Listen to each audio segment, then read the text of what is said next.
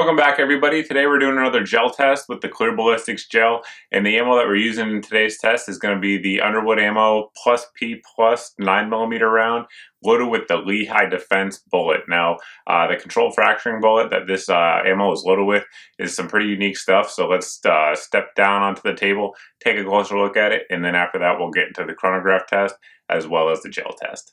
This Lehigh Defense bullet starts off as one piece of solid brass, and it's CNC cut to achieve the design that you guys see here. As you can see there, it's got 3 different petals cut into the tip of the bullet and little relief cuts cut into it all the way around. So that way, basically when the round is going down range, this open cavity here in the front fills up with some sort of fluid, body tissue, gel, whatever the case may be, and those petals, I should say, break off and go out into 3 separate directions, while the centerpiece, the large piece behind it, continues on to penetrate down to reach the deep vital organs. At least that's what it does in theory. How it'll do when it's tested, or loaded, I should say, to this type of pressure here is yet to be determined. So that's why we're doing the test. But you can see here on the box here that Underwood expects it to be going 1,375 feet per second. Not sure what the barrel length on that is. However, we are going to be using it today in the Gen 3 Glock 34 pistol that you see here. Obviously a little bit longer barrel than most folks out there are going to be using, but it's what we had out there at the range. So that's what we're going to use for the chronograph test coming up next, and the gel test.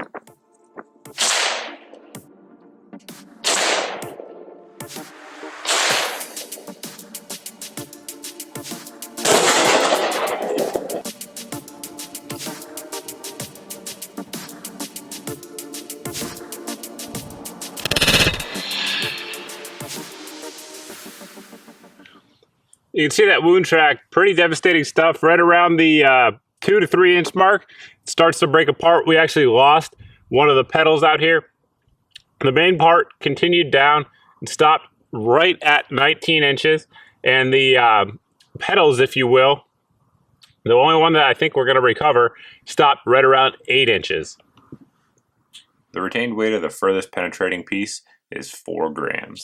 Well, it looks like the 9mm version of the Lehigh Defense controlled fracturing round performed exactly as it was designed, just like it did when we tested out the 460 Rowland version of this round.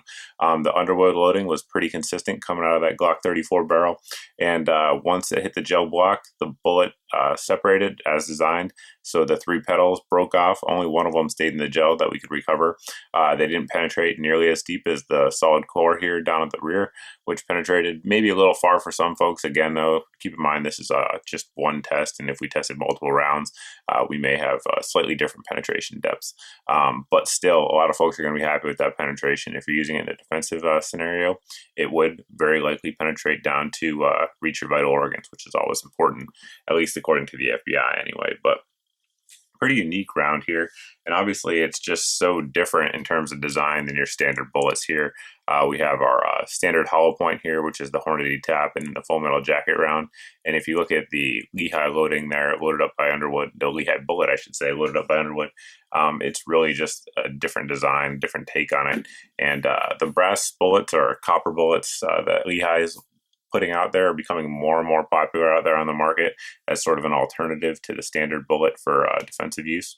Hopefully this test sort of just added a little bit of data to the question of, are these good bullets for self-defense? And at this point, in my opinion, the jury's still out there, but they definitely show some potential. More and more tests will be coming of these rounds, so you guys can stay tuned for that, because I do think they're a pretty interesting little round. If you guys have any questions about what you saw here, you can always post below in the comment section. You can also post over at my Facebook page as always. But thanks for watching, guys. Thanks for subscribing, and we hope to see you in the next video.